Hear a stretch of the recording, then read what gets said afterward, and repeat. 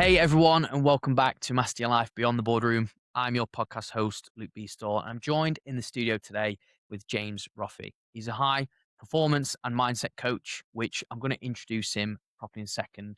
But I first of all just want to get this out here because this is 9 months in the making, this episode, which we're finally here, Yep. not 18 months. But we connected through social media, and I first of all heard his story, and I think we're going to try and get to most parts in a snippet, but also some depth to it because I think a lot. I know myself, I'm quite mind blown what you've actually been through, but I think the audience it's going to take you a little bit by surprise, but also give you a lot of inspiration to help take action when there are those setbacks and the comebacks even stronger. So, look, James is from Sheffield. Let's introduce you, mate. Welcome to our show. Pleasure being here. Well, Yeah. it's a pleasure to have you on. I think, obviously we had a great conversation in our first chat. Your life was a little bit upside down. Chaotic. Things were changing and Yeah. stuff like that.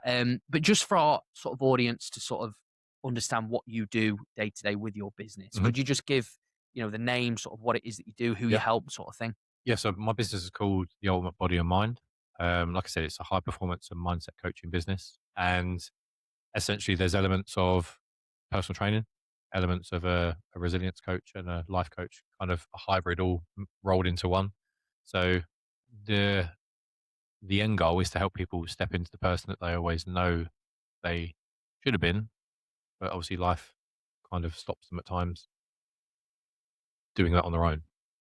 Yeah, obviously, I guess then, would you say this sort of angle, this hybrid model that you've created, would you say that's come from your own experiences that you've had in life? 100%. 100%. Obviously, like I started out on the gym floor as a PT, evolved it into online coaching, and then evolved it further still with obviously life experiences and to into see a more I don't know, like a more high end level of coaching, Yeah, more in depth. yeah. So yeah, So with obviously personal training on the gym floor, when did that journey start for you? February 2019. Okay. Yeah, Yeah, so obviously we're talking like long time ago 7 now. years ago, Yeah, yeah, 7 years yeah, ago, wow. yeah. And so what was you doing before that? Whoa, good question. I'd done a few sales jobs. When I first moved up to Sheffield, I worked as a customer service manager for Sky, Okay. dealing with complaints. That was Oh gosh. yeah, that was a fun job being Yeah. shouted at for 11 hours a shift. Yeah, and then I worked as a construction buyer for a project management company, and then I've also worked in sales for Sheffield Star, so selling advertising space. Yeah. So yeah, big shift. Yeah, so obviously just for the audience sort of checking on like age and Mhm. obviously where obviously you've gone into self-employment. Yep. How old was you when you took that leap from employment to self-employment? 29. So you're 29 years old. Mhm. Wow. Okay. So obviously you've done the employed role. What sort of made you decide that being a personal trainer and going into fitness industry was for you? I felt like it was I'd embarked on my own fitness journey. Obviously, I would guess technically I was in some form of recovery, and I had fully committed to the gym. What do you want to say? I caught the gym bug, so to speak. And my transformation was big in a relatively short amount of time. And obviously, off the back of that, I got quite a lot of engagement on social media, and Okay. then it was kind of people reaching out, people in my own circle help me, train me. It's like, well, hang on a minute. If I can get these amount of people to work with them and have them as clients, Mhm. that could be a business. And so I kind of fell into it. I didn't embark on my physical transformational journey to become a PT or get Yeah. into the fitness world. It's just obviously something that happened as a natural progressive step. Which is good though, isn't it? Obviously the organic route. So what you said there about recovery, it was Mhm. sort of part of your recovery journey. Could you share a bit more about what you was Yeah, recovering from? yeah, sure. So obviously, the journey started at the age of 4 when I first started playing football. Um, I wanted to emulate my dad and be a goalkeeper. Okay. Watching him play. See vets football, so like over 40s at the time. Um, and he basically took me under his wing, like my dad always has done. I wanted to be just like him, and so I started playing football at 4, and I got scouted by Charlton Athletic at 7, and I spent the next 10 years playing for Charlton Athletic as a goalkeeper. So it was Nice. kind of mapped out very early on that I was going to be a professional footballer. Got made captain at 13 and got to train at England's training academy at the time. Amazing. Yeah, so it was like all these things as a kid. Again, you don't really have the emotional maturity to go, it's not going to work out. If everyone's telling you it's going to work out, you don't really have that life experience to go, well, what if it doesn't? Yeah, of So course. yeah, I think that was the at 17 being told that I wasn't going to be picked and they weren't going to renew my contract because I wasn't tall enough was a very bitter pill to swallow. So how tall are you then? Now I'm 6'4". Okay, what was your height then? At 17, I was about 5'7", 5'8". Oh, wow. Yeah, So so you it had a was big growth spurt then? massive. Like, Yeah. yeah, 19. I was definitely a late developer, Yeah, it's which, hype for goalkeepers, isn't it? yeah, Yeah. especially back then as well. It was Yeah, of more course. Yeah. imposing rather than ability to like play out from the back and Mm, whatnot. Obviously, it was more just shot stopping and presence. yeah. And obviously, that was a huge rejection and failure on my behalf. Obviously, my whole identity was that growing up as a kid, obviously going to private school, being very fortunate, but also being Mr. Popular because I was the footballer. God, I can relate to this so Yeah. much. Yeah. So then the whole idea of not being a footballer anymore, but who am I? What am I? Everyone that likes me. I felt they liked me because of who I was, Yeah. Mm. who I am. But if I'm not that person anymore, do they like me? And it was just obviously at that point, my mindset was negative. Everything was bad. But I didn't talk about anything. I just internalized everything and basically went on a decade long battle on a self sabotage journey. So it started out punishing myself with excessive exercising, just running. And then I got the runner's high, which I'm sure most people can relate to that feeling, that endorphin rush, the dopamine hit. And then the longer I ran, the less that hit took effect. And I started to cut back on what I ate. So within the growth spurt that happened at 18, 19 masked the amount of weight that I'd actually lost because I'd naturally leaned out. Yeah. And obviously it was, I think by 19 and a half, probably I was diagnosed with anorexia. My parents took me to doctors and obviously explained the situation with the football rejection, but to coincide with the football rejection, 6 months later, obviously, I didn't do very well in my A levels and had to leave school. So it was like the upheaval of I'm now not good enough for football. I'm not good enough for my friends. Okay. I started college because obviously going to a grammar school, it's drummed into you to go to university. And so if I can't go to carry on at school, I've got to go somewhere else to get UCAS points and whatnot. And so I started college. And then 6 months after starting college, my nan died of cancer. So it was like Mm. for someone that had the world at their feet, so to speak, and this fortunate life, having these three things happen in the space of less than a year or just over a year, I couldn't deal with it. And so yeah, the running started, the food cutback started, and yeah, eventually I was diagnosed with anorexia. Unfortunately for me, by the time that I was diagnosed with it, I'd already moved on to bulimia.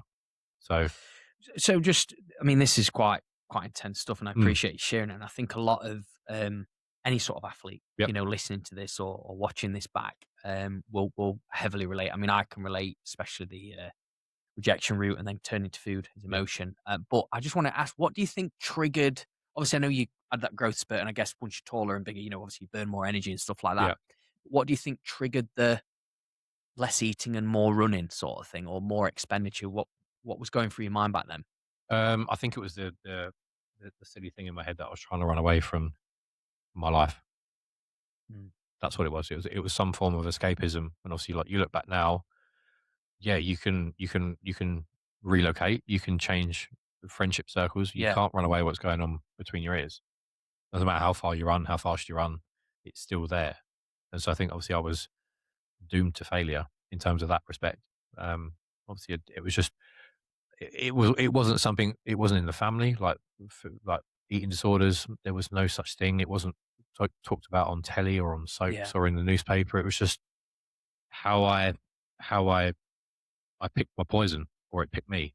It was just because I didn't talk about our problems and speak to my parents about how crap I actually felt. Mm. I internalized everything, and it just that's how Mm. it manifested itself in my head. Could you? Yeah. I mean, obviously.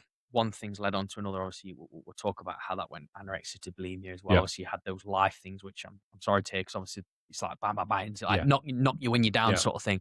Would you be able to share with us sort of like an example day, if you can remember, sort of when, yeah, when you was that anorexic sort of young boy, young man, should we say, Yeah. trying to run away from his life, just because I know this could possibly help people, Yeah. Yeah. Yeah. I think at the point of when the anorexia was diagnosed, I was still at university. Oh, I managed to battle through 2.5 years at uni. really? Um, didn't finish it at the end. I think, not to sound dramatic, but I think it would have killed me. I think I would have. I couldn't cope. I couldn't cope. I think the one thing that I speak about a lot was how obsessed I was with food. Obviously, like it's something that was I was just consumed by it. I woke up hungry, Oh, and yeah. I know obviously back then before the bulimia started, I wouldn't eat. So it's like when you really want something, you try and do all these other things to change it. So it's like just go and run. Like when you're running and after a long run, you may feel hungry, but you don't want to eat because you I don't know, you still got the endorphin rush, or you're to me it kind of curbed the appetite. Yeah. Yeah, yeah. I Um, know what you mean. but even obviously I didn't drink, I didn't drink, I didn't eat, just didn't do anything. So a typical day for me was really not doing a lot. I used to sleep a lot. Well, yeah, 'cause you have no energy, if you're not Yeah. eating, yeah. So it was a horrible life. It was like I was it's the epitome of being trapped in your own head. Did you stay indoors a lot? Did you just isolate, lock Yeah. up? Yeah. Okay. Yeah, obviously, like when, the anorexia, obviously, I still went out because I used to go to, if the weather was crap, I used to go run on the treadmill. So, like, I would go out to a point. So, yeah, the day was very much I was I was alive, but I was existing more than living. Mm. But the bulimia was when, see, bulimia, I had that for 8.5 years, and when that really fully took hold, I basically became nocturnal. I used to get up in the morning. Obviously, this was after uni now, so Yeah, of obviously, course. Yeah, yeah. yeah. So I was signed off. I don't know what it was, at Universal Credit at the time. I, Yeah, I was yeah. signed off on, was too sick to work and whatnot. I used to get up early, go to the supermarket, do my shopping, and I used to plan my binges for the evening. So I'd wake up in the morning, I'd be like, do I want to eat something sweet today? Do I want to eat something savory? I'd buy the shopping, leave it in the boot of my car, and then basically wait for my parents to go to bed at like 10 half 10, and then I'd come alive at night, and I'd stay up from like 11 o'clock at night till 6 in the morning, just binging on food. So that was my life. I was a hermit. That's the Yeah. easiest way to put it. I was a recluse. I didn't talk to anyone. Obviously, with the anorexia, I was still interacting with my friends that I went to school with. Obviously, they'd gone off to uni, and Did they know about this? no, they saw the when I first started doing the running, w- they kind of gave me compliments because obviously I'd leaned out and I got taller. And it's, oh, you're looking well, mate. But you So weren't feeling no, well? no, and obviously I was. It was like the positive reinforcement for the negative thing that I was doing. So I was kind of like, oh, okay, I'm getting compliments here. This is nice. I'll keep doing Which you it. weren't used to, 'cause you had a rejection. So it Exactly was a that. bit of a And then obviously I went over the hill, so to speak. So when I did meet up with people, then it was like, oh, you need a McDonald's, you need a burger, and yep. obviously that to me was like kryptonite. So it was like I pulled away from my friends, and yeah. So the whole when the bulimia really took hold, I stopped talking to my friends. They stopped talking to me. Naturally, if you're messaging someone and they don't reply, are you out this weekend? Are you doing this? Or we're coming back from uni. Leave them on red. It's like, well, all right, let's just. He's not bothered anymore then. So I kind of fell out of the social circle, and it's what eating disorders do. They strip everything away. They leave you like too ill to work, too ill to maintain Well, your head, relationships. mindset, isn't it? Yeah, Yeah, you exactly obviously, that. you're not your brain, probably chemistry, everything, your emotions, your thoughts are all over, right? Yeah, and obviously, and then there was also what I was doing with, obviously, the bulimia when the binges that I used to do. I probably used to make myself sick about 50 times a day. So obviously, what I was doing, my levels in my body were horrendous. Like I'd pass out at home. Um, you get up to, well, I wouldn't even get up quick. I'd get up and you'd not even have the energy or the strength to pull yourself out of a chair. And then when you did, it was like you were spinning in your head because you like blood rushes to your head. And Mm. it was, yeah, it was really bad. And obviously, when things got, I was at my worst at 21. At 21, I was admitted to hospital because I fainted at home and hit my head on the kitchen floor, and yeah, woke up with all these tubes and um, catheters in my arm, and they weighed me at 21. I was 5.5 stone at 6'4". I was in Maidstone Hospital at the time, and I was put on a do not resuscitate order that my parents had to sign in front of me. I was in high risk of going into cardiac arrest. Um, Obviously, what I was doing with the, the bulimia, making myself sick, was I was I didn't know when to stop. So I'd bring up everything that I ate, but I'd carry on. And Mm. obviously, that's when I was bringing up your minerals and Mm. vitamins, and um, my potassium and phosphate levels were that low. Obviously, the potassium and phosphate are like your electrolytes to Yep. kickstart your heart. Um, so I was on drips. I was on like a slow drip for them for like days on end. Yeah, but I was in high risk of going into cardiac arrest, and if I did, they wouldn't have even attempted to revive me because there was no petrol in the tank, so to speak. So you think that would have been the wake up call? It wasn't. There was no. It was never that I didn't want to be here. It was just I kind of, in a weird way, that this was now my identity. Like if I didn't have this, I've got nothing. So it was like a Stockholm syndrome. Yeah. So in a way, then obviously, I mean, for anybody to get to that point, I mean, when you look back a bit, I mean, it's like, how did I not see that as a wake up call? You Mm. know, resuscitation order Yeah, where they're just going to let you go yeah, if, like, say, we've been so weak and fainting. It's just there's no way of sort of bringing you back.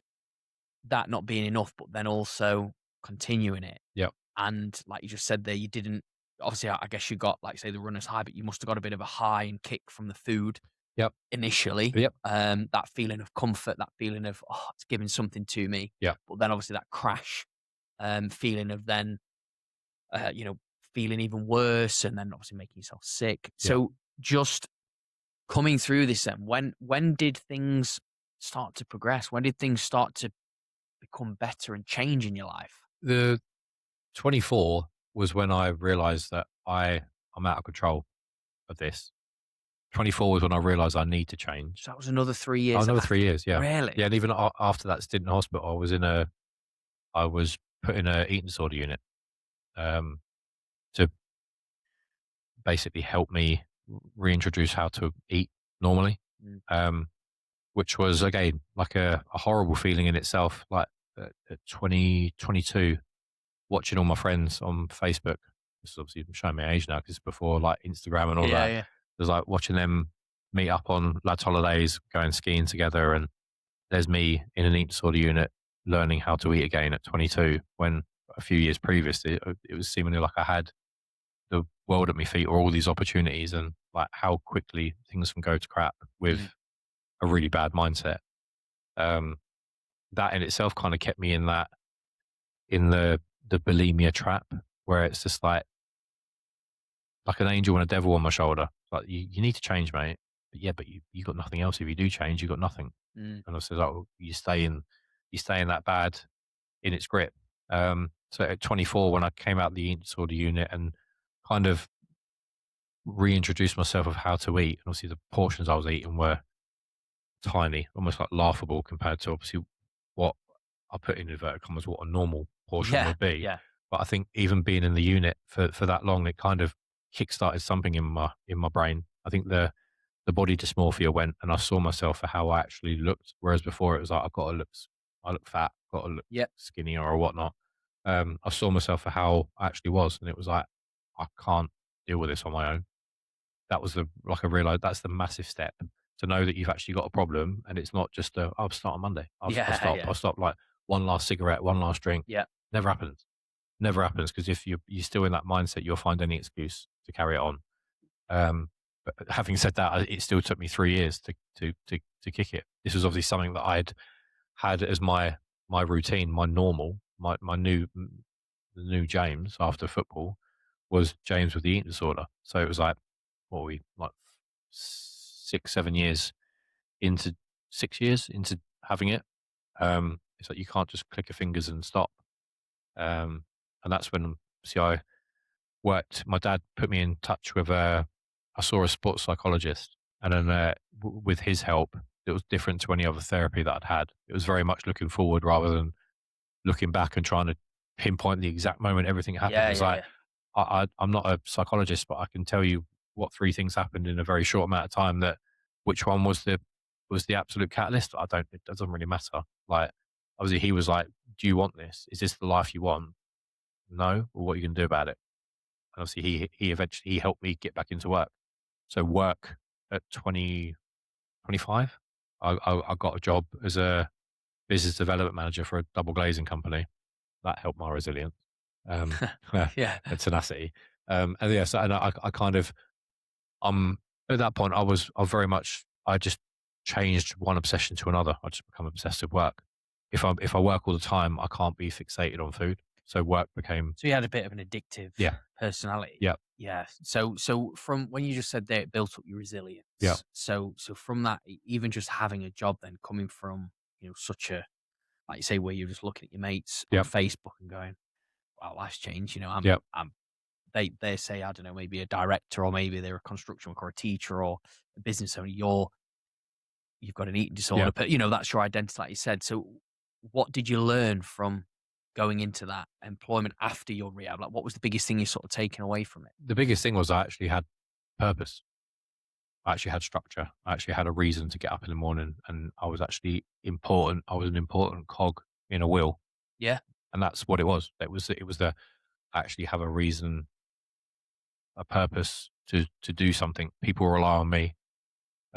This guy's taken a punt on me because it's not like I had a good track record of being a valued member of society. Yeah. And it's like I didn't want to let him down, and I didn't want to let myself down. Didn't want to let my parents down. So it became this became my new why essentially. Um, yeah, and I kind of worked every day for about 18 months until my boss told me to take a week off.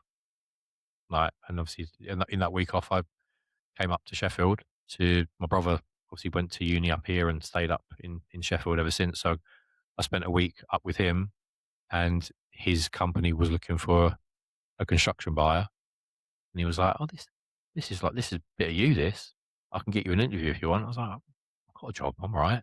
I don't want to move up here." Um, he got me the interview while I was up. Spoke to them, and they offered me a job, and it was like double pay. And obviously, you live in Kent, you move up to South Yorkshire, cost of living was a lot lower, Yeah. and it was like one of them like seminal moments in your life where you got to put your big boy pants on and make a decision for yourself, and not having to go, oh, but my parents are there, they're my Yeah. Yeah. comfort. I was 20, 27 when I moved up to Sheffield.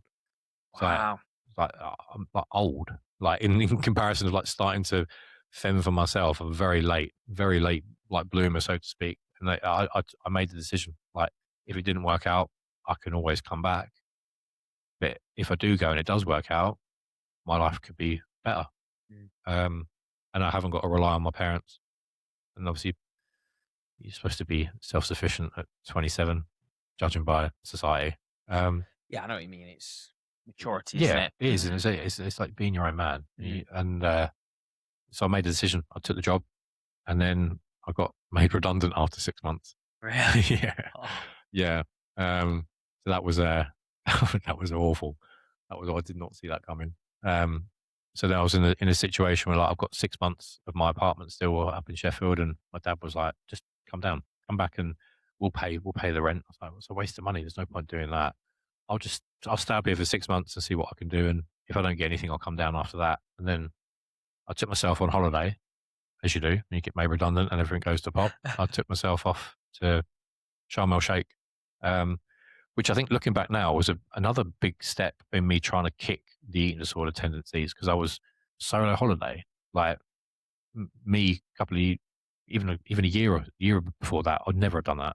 So it was like I did that just trying to take stock of where I'm at, take myself out of an environment that I wasn't even used to yet. It wasn't even yeah, my yeah, home yeah. environment, but to what am I going to do? So I looked for jobs while I was away on holiday, and the Sheffield Star, which was like the local newspaper, were looking for salespeople. I was like, not as good as a job that I had, but it's a job and Mm. it paid the bills. So I did that. And then when I came back off my holiday, I also put myself on Plenty of Fish.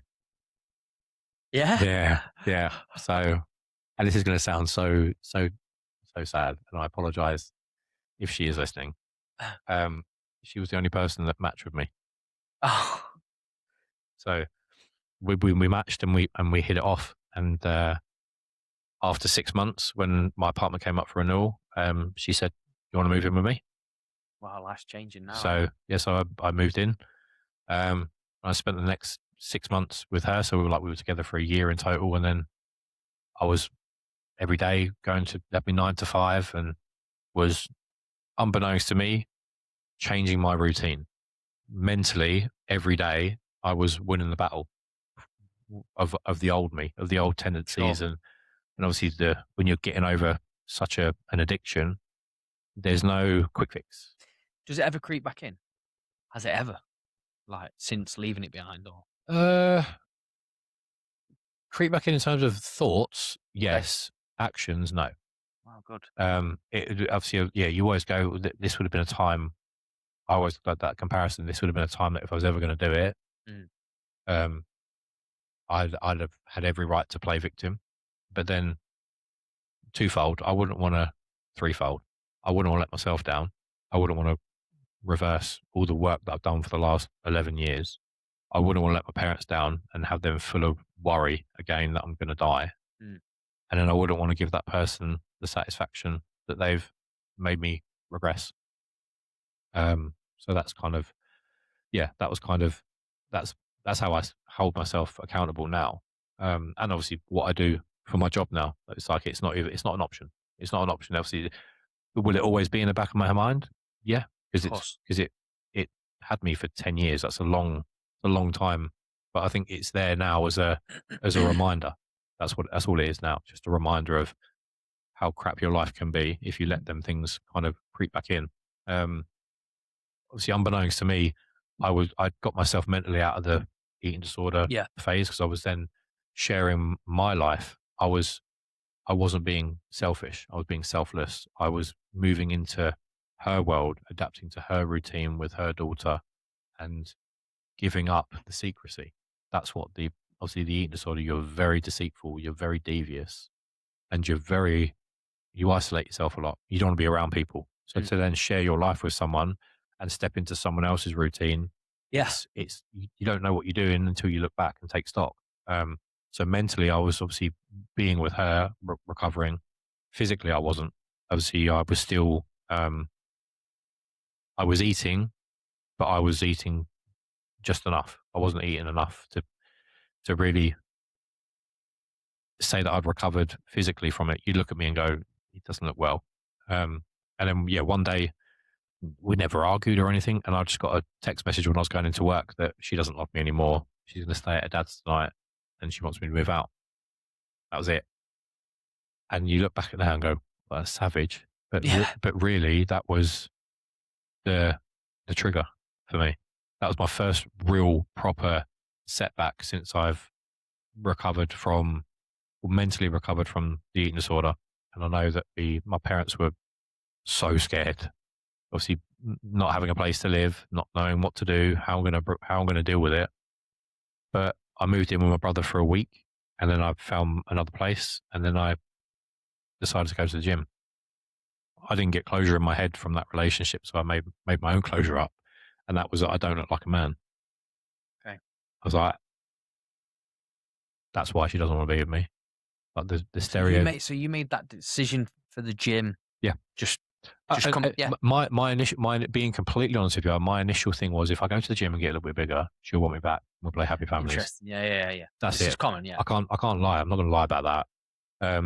However, 3 or 4 months into the gym, I poured my heart out to the guy that owned the gym, and I said that I need to change and I need to look Yeah. like a man. And he said to me, he's like, if you want this, I'll get you in shape. You train with my son, and you'll be sweet. So you just need to be consistent and show up. I was like, I can do that. So yeah, I think You've already got a track record of that. yeah, it was, With yeah, 18 months and no yeah, days off. exactly that. So Yeah. it's like I got chatting with his son, and his son still to this day, he's like my younger brother. I hold his dad and him in such high regard that they were the catalysts to the life I've got now. Nice. I didn't know what I was doing. Obviously, when you look at it in the self improvement world and mindset world, I was making a public declaration that I was going to change. I committed to. We used to do Instagram lives, Facebook lives every day, and I used to post every day on Instagram. And So you got then into the social media world then? yeah, yeah, and obviously I took That's you coming out the way you show, you're just talking about yeah, isolation, yeah, devious, deceit, completely shut off from the yeah, world. You're now then showing up in the world. yeah. And I think the reason for that at the time was like, well, if I put myself out there, I can't fail because I know what failure's like. So it's like I need to make sure that if I start this journey, I've got to carry on doing it because I need to look better, I need to be bigger, I need to look stronger and be. So obviously that's what the journey was to start with. And you fast forward 18 months, and I went from 9.5 stone to 15.5 stone. Oh, Yeah, and obviously people that's massive. It's true. I was very much underweight when I started, being 6'4" and 9.5 stone. yeah. Yeah. So obviously I naturally filled out my frame and tracking that journey. Was that training every day or was it? Yeah. Yeah. Yeah. Probably So was, yeah. Six. Yeah. you were training like every day. Yeah. Yeah. Intense. Yeah. And then obviously I got following off the back of that. And that's when obviously the people started asking me to train them and Naturally happens, don't yeah. it? You But share, obviously looking back now, I didn't have a clue what I was doing. It Was your was PT qualified then? Did you? well, February 2019 was when I became fully qualified. Right. Obviously, But people was asking you before you yeah, was qualified. Yeah. even before that, and obviously, but at the same time as the PT stuff, I then got into modeling, extra work, You're acting. modeling. Yeah, and it Extra was work, yeah, it yeah. was just like to go from where I was at 21 in a hospital bed on life support to then like 8 years later being in a bus waiting to work for Adidas, and then see, I'm a big Liverpool fan, Nice. and it was obviously like it was like who you working? Do you know who you're working with today? I was like, no. Like, are you a Liverpool fan? Yeah. Like, well, you're in luck. I was like, who is it? Like Mo Salah, and it was like No way. sitting in a bus waiting for him to arrive. What was you just like a model with him or was Yeah, it we were modelling like a new tracksuit range, so there was like 5 of us and him in a changing room. Yeah, and it was just like literally like, how on earth have I got here? how did you get about that? Was that just something you saw and applied or was it It's just people messaging me on Instagram. Oh That's really? how So you invited the opportunities in, that's how yeah. the modeling started, and I did obviously I went on a celebs go dating as well. Did you? Yeah, yeah. So we was and You're a that's celebrity, mate. Going on celebs yeah, go dating. yeah, No, I know what you mean yeah. though, yeah.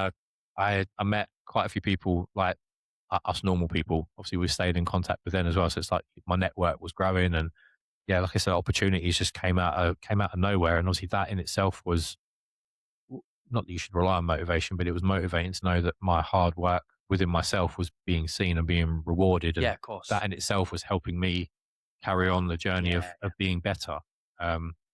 And again, being honest, I went through a massive ego dick stage where, Did you? yeah, 'cause obviously, but like when We've you, gone from one thing to another. yeah, and as I say, like you can't really justify it, but I justified it at the time saying, well, like 17, 18 was when you should be like the Jack the lad, Yeah. like making your life mistakes. Obviously, I was going through a really dark place, so I was just doing my dick stage like 10 years later, so to speak. And so yeah, what I mean by that was like topless workouts and pictures constantly with my top off, Yeah, of course. and almost like playing into the Instagram algorithm because I knew that if I posted a topless picture, I'd get more likes. And Oh, we've all been there. yeah, Yeah. and so it was obviously like I definitely social media gave me an ego.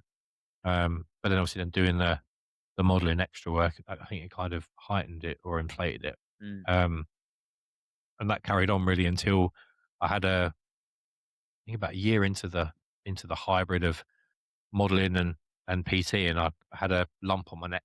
I was going to do a not a bodybuilding show, like an aesthetic show.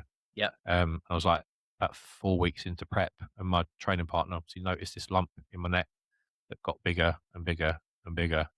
and then went to doctors. Doctors referred me to the hospital, and then I then got referred to the oncology department, which is obviously like when you get hit with that, you Yeah, go yeah. like, surely not.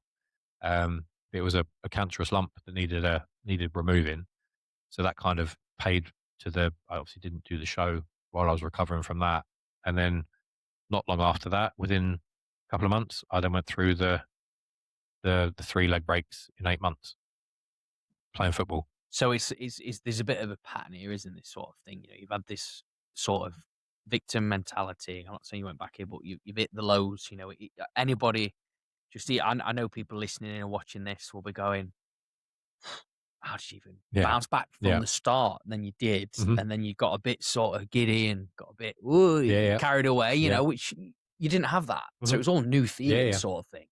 And then it's like, oh, something's happening, but in such a different way. Obviously, the 3 leg breaks, that going on. What else? What else happened? Did you have other things as well? Um, no, obviously the first leg break in hindsight was relatively easy. Like, I broke my left leg on just after Christmas, in between Christmas and New Year. I had a double fracture on my right leg. I was in a walking boot, and I was back playing within 9 weeks. Gosh, that's Um, mad. but then my first game back was like our biggest game of the season at the time, like semi final of the cup, and I had to be fit for that. Um, and obviously, I played. Yeah, it was my first game back, and ended up breaking my other leg in 4 places.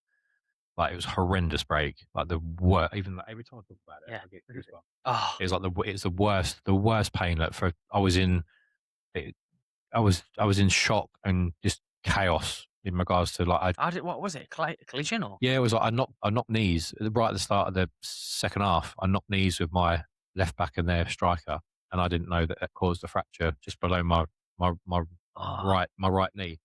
Obviously carried on playing the whole game, and then like 5 minutes to go, they put a cross into back stick. Obviously, I plant my right foot and jump off, and so we're talking 16 stone. And as I planted my right leg and jumped off, my leg snapped underneath oh me. man. Oh. Yeah, so obviously I fell underneath my leg, and but I thought everyone heard the snap, and obviously I heard a bang, and I was in, like I said, it was like shock and panic. I was looking behind me because I thought I'd been shot. Like that's and it felt That's like mad. someone had a lighter underneath my kneecap or the inside of my kneecap, just flicking the lighter on because the heat, it's like searing heat on the back of my knee. I just thought I've been shot in the back of the leg. Mm.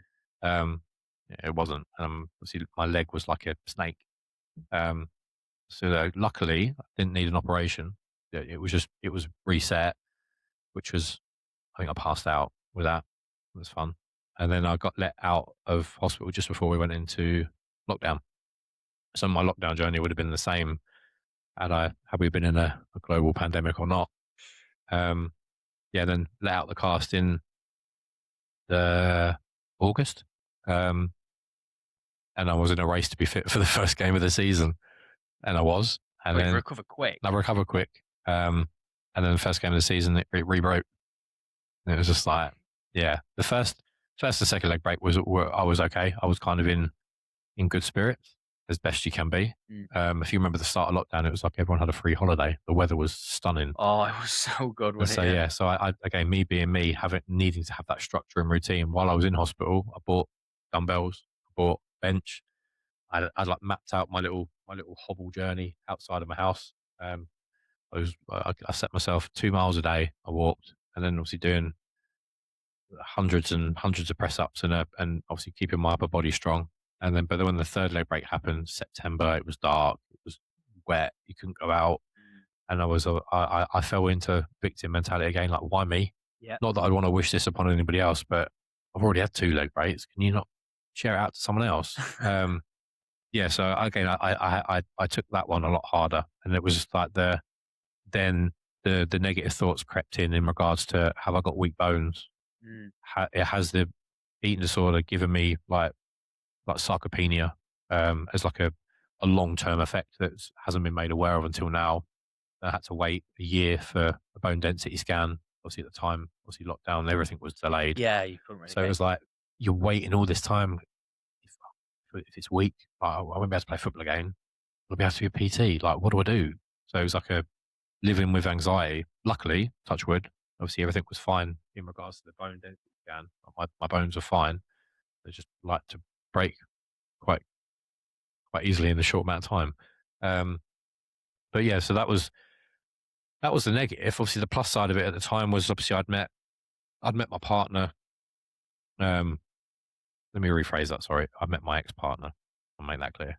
Um, During lockdown, so we kind of had this trauma bond during lockdown that she'd come and look after me because I was physically unable to go shopping and whatnot. Mm. At the end of lockdown, I decided to leave Sheffield and move to her area and rent a house and really just try and it was like a new chapter of my life. Yeah, you rebuild. Yeah, and at the same time, I'd made that transition from PT on the gym floor to online coaching, and I Mhm. kind of used my life experience to try and forge out my niche in a relatively saturated market. So I had a business called James Mental Health PT, Yep. um, and the whole idea was to help people like myself that had been through any form of like addictions and whatnot, and obviously Yeah. using fitness as your catalyst to Yeah. recovery. And that's what I did. Moved to Huddersfield and was trying to grow that while growing my relationship. And you fast forward a couple of years, and we got engaged, and business was all right. It was you could always I want it to be bigger, but it was okay. I still had like the drive for it to be better, and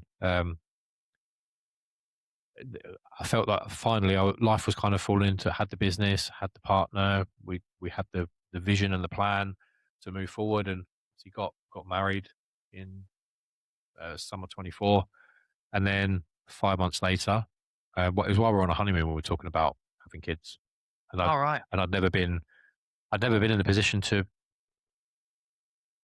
I won't say I wasn't in a position to want one. I wasn't in a position that I felt like I could be responsible enough because I was Okay. still trying to. Still trying to get back Yeah, to yourself, weren't you? yeah, Trying, and obviously new identity. yeah, and the life that my parents had given me, I felt like if I couldn't give my child that kind of life, I'll wait. Yeah. So whether that was seen as a, well, I'll die on my sword on that one.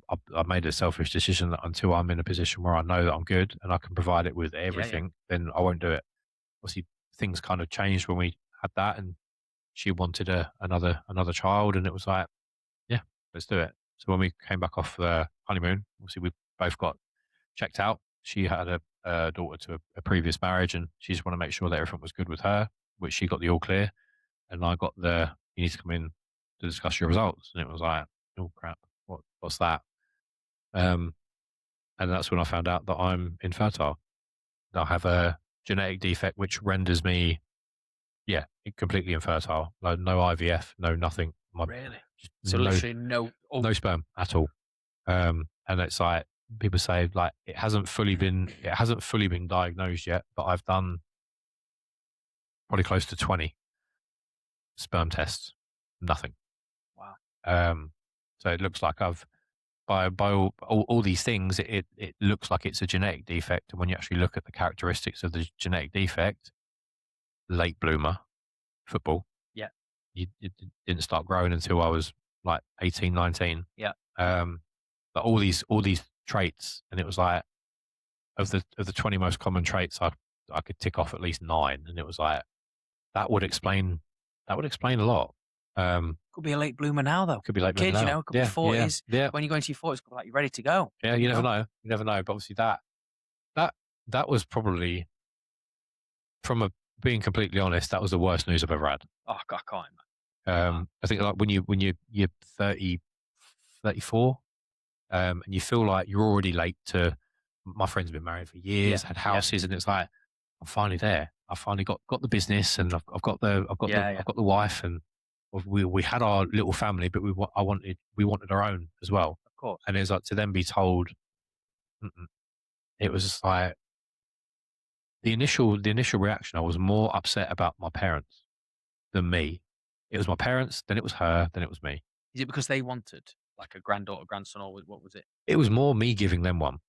Like my brother's got Right. I've got a nephew, so my parents have already got a grandchild, Mm. or grandson.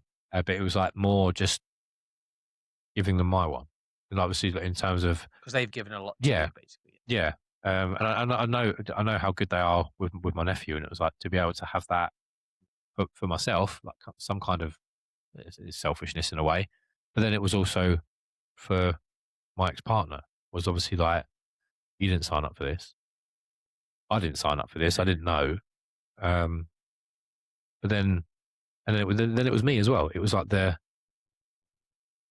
victim mentality to a point of like how much more crap am I going to have I when know. I mean, I'm thinking that, yeah and I'm sure people are thinking the same as well. yeah How you've been able to take all yeah this on yeah, and obviously when you then think something's going well. yeah, that's the thing. And obviously, like it's very hard, obviously, for what I do now as a mindset coach. When you kind of go, there are times when you go, everything's going well. I know you. There's some kind of what what's around the corner. Yeah. So obviously, what's around the corner? I mean, what was around the corner then for you? Because obviously, you said you wanted your own family. Yeah, But then obviously, your wife at the yeah. time, you couldn't give her what she wanted. What happened then? Um, nicest way to put this. I got blamed. I Really? got blamed. Wow. Like obviously, when I went to the doctors on my own, I'd already explained to her that I was wanted to go on my own because if it was worst case scenario, I could at least have half an hour to try and at least process it myself without you being there because the natural reaction for a guy to protect their wife, I'm going to be more concerned about how you're feeling and how you're taking it rather than me. Mm. So at least give me that time to deal with it myself. So when I came back home and I told her, obviously by then it was like, we're going to have to do a retest just to make sure that it wasn't an anomaly and all this. So this was prior to the official you're infertile. It was like, it could have been an anomaly result or a contaminated result. So we'll do another one. So it's like based on everything they've told me so far, it looks like I am infertile. Um, and well, I swear. Yeah, of course you Okay. are. So Yeah. let's just want to make sure. So the her two questions were, how the fuck could you do this to me? And have you always known? Yeah. Yeah. And then this was in the kitchen and her mum was upstairs. She went up, she was crying her eyes out and she wouldn't let me comfort her. It was like, get away from me.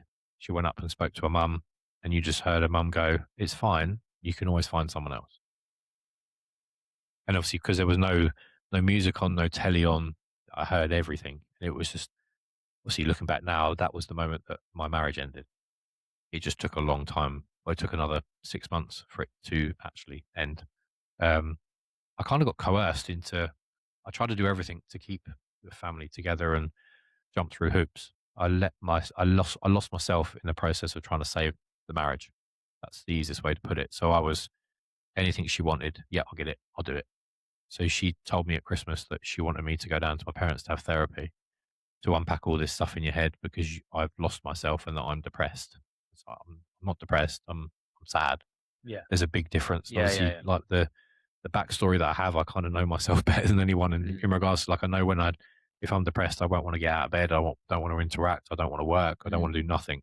But at the time, my philosophy was happy wife, happy life. So I went down to my parents on the 1st of January in 2024. I was only supposed to be down there for a month, and then a month turned into two, into three, and in March, that's when I found out that she was having an affair. Um, I found out on an Instagram story as well. What was the Instagram story about? She reshared that she reshared his post or story of them two axe throwing. Oh, So she told me she was spending the weekend with her sister in York, and yeah, she was on a date axe throwing. It was so cringy as well with what was said. yeah. Point blank. Just Yeah, and obviously at the time, that moment, and again, it sounds like it's something out of a movie. I'd got her and myself a present for Christmas was Cheltenham, Gold Cup day. Obviously, yeah. so she didn't want to go, obviously. So I took my old man instead. So we'd got back from the racing. It was either that day or the day before, and I made them a cup of tea, put my parents' ones on next to them. Went back to get mine. My phone pinged. It said that she'd added to her story because at the time she was my wife. So she put a post up. I had a notification that she put a post up. Um, I dropped my cup of tea on the floor and I went white. And I think I felt like I felt like I'd fallen out my arsehole. And obviously it was just the realization of, wow, this all makes sense. Like the last 5 months all makes sense.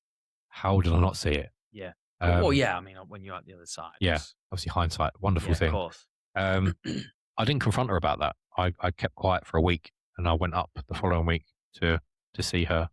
And obviously that's when I confronted her. I wanted to do it in person, not in a like malicious way. It was more of a, she can't go anywhere, and I can get my full closure. I've been in the relationships in the past where I never got closure on the situation, so I wanted to, with a married. It was like I wanted to get a full understanding as to why and how could you do this. I don't Mm, know how she did it, but it was more, yeah, an understanding why. Um, yeah, and I wasn't really expecting the character assassination that I got, but it was essentially all the things, all the worst things you can think of as to, this bloke is better than you in every way. What you do as a job with a mental health PT was yeah. it was just one of them. Obviously, I knew what she was doing. She was trying to justify her actions, which if she wants to go down that route, it's fine. But weirdly for me, I didn't take it in a bad way. No. I kind of, that was my closure. It was like, Yeah. move on. Yeah. So obviously, I mean, for me hearing this, James, I just sort of want to say, listening to your story, obviously, I know we've spoken a bit before. Obviously, you are very resilient. Hmm. You are a strong man, not a Hmm. boy. For what you've had to, I guess, take on, move past, evaluate, take action, move forward, Yeah. it says a lot about your character and the way that you can adapt Hmm. and overcome, adversity. I'll be honest. I mean, I've interviewed quite a few guests. I mean, all different types of knockbacks here. Yeah. That must have been really hard to sort of get past. For you now that obviously you work with people, you help people, Yeah. right? You transform their lives through just what you've shared all in this episode today. What do you want to be able to give back to somebody that is struggling? It's really to give them, everybody has an idea of who their ultimate version of themselves are, who's the best version of themselves, and it's just basically facilitating that change. That's Yeah, what it is, and yeah, it's not. I'm not here to say that it's like a 6 week program and you click your fingers and it's done after 6 weeks. It's a lot of hard work, and it's basically rewiring your whole outlook on things. mm, And obviously, it's looking at your training, your nutrition, your mindset, your lifestyle, your yeah, routines, your structure. It's all them things. It's like a complete life optimization. And obviously, like I said, it's just obviously people will go through. Some of my clients have been through what I feel are even worse things than me. And it's like, I don't even know how you're here. I don't know how you're still standing, because I don't know how I deal with that. And obviously, it's a thing that you can tap into the men's mental health sector of things as well. But I think it's just like, when you have the ability to share something that you've been through personally, you kind of build a rapport with people that they will give you something back. It kind of, yeah. There's that relatability aspect. yeah, Obviously, they probably feel safe yeah, in the space with you because they know your journey. Like you say, you're quite open yeah, about your story now. What would you say now as guiding people as the facilitator, like say coach, yeah. really? What would you say your unique ability is for somebody that you work with? Empathy. Right. And I know that isn't really seen as like a sexy thing in men's world. Well, Um, it's not really, it's yeah. not, but But obviously, it's a very, very good skill to yeah, have. I think the ability to be able to listen to, especially when they're being open and honest with you, and you can kind of say something to them that kind of, they know you've got them. I think that's how the relationship's built. And I think once someone not so much submits to you, but once they respect you and they know where you're coming from, they're far more able to then be receptive to your ways of coaching, and listen to your methods and implement change. Yeah. I think that's really, really good. And it's very hard to come. I think obviously you're a good listener. You put their best interests at heart. So Hmm. you're helping them tap into their potential. Yep. Well, look, obviously we are getting towards the end of this Yep. episode. I want to ask you this question. I ask every single guest. I think this is going to tie this up really well. I know it is already. Before I even Right. asked you Okay. the question, No pressure. no pressure. But just from your sort of perspective on your life's journey, what does mastering your life mean to you, James? Oh. To me, I think it's obviously, it goes back to like running with your purpose. I think you'll know when you find something that it hits different. There's no there's no ball ache with a job or a 9 to 5 that you don't really like. You're doing it because you need the money or whatnot. It's fully. aligning with the person that you know you should be. I think that's kind of, I guess in my head, that's what a kind of success will be, and a life that you're living on your terms. You're helping yourself while helping other people. I think that's what I that's what I'd say. And obviously, everybody's wired differently. I think everyone, if you can live, if you can live and do something that is, it means more to you than just a job. It's something that, it's the reason why you're here. I think that's how yeah, that's how I'd answer that. In, yeah, Yeah. No, I mean, it's yeah, a great answer. yeah, yeah, It's sort of obviously, you sharing what you've been through, yeah, and now obviously you've got this ability, you've got this experience yeah. and wealth of knowledge Hmm. and expertise to be able to give back to others and help them on their journey Yeah. And I is think it's like a pay it forward approach as well. I know that if like I do it, it helps me, it helps them get results, and then it's obviously it kind of filters into their little yeah, ecosystem as well. yeah, it's a mutual benefit. Yeah. Well, look, obviously, last question I want to ask you. If anybody's sort of listening, watching this, and maybe there's been some points shared that raises questions for them, or maybe they want to just reach out to you or connect with you. Where is the best place for the audience to find you? Instagram is probably the quickest and easiest way. Yeah. Which obviously, We'll bang it in show yeah, notes. We'll bang yeah, it. It's just where people can obviously yeah, best connect with you. yeah. Instagram will be the best one. Obviously, it's got the all like past reels and stuff as well. So there's a whole load of backstories and stuff on there. Brilliant, brilliant. Well, last thing from me, and obviously I know Sam's behind the camera. I just want to say thank you for coming from Sheffield and spending time with us today, No, Jay. no, I It's been a appreciate it. pleasure. I said a long time in the making, definitely worth it. Good stuff, mate. Yeah, Thanks again. appreciate it. Thank you.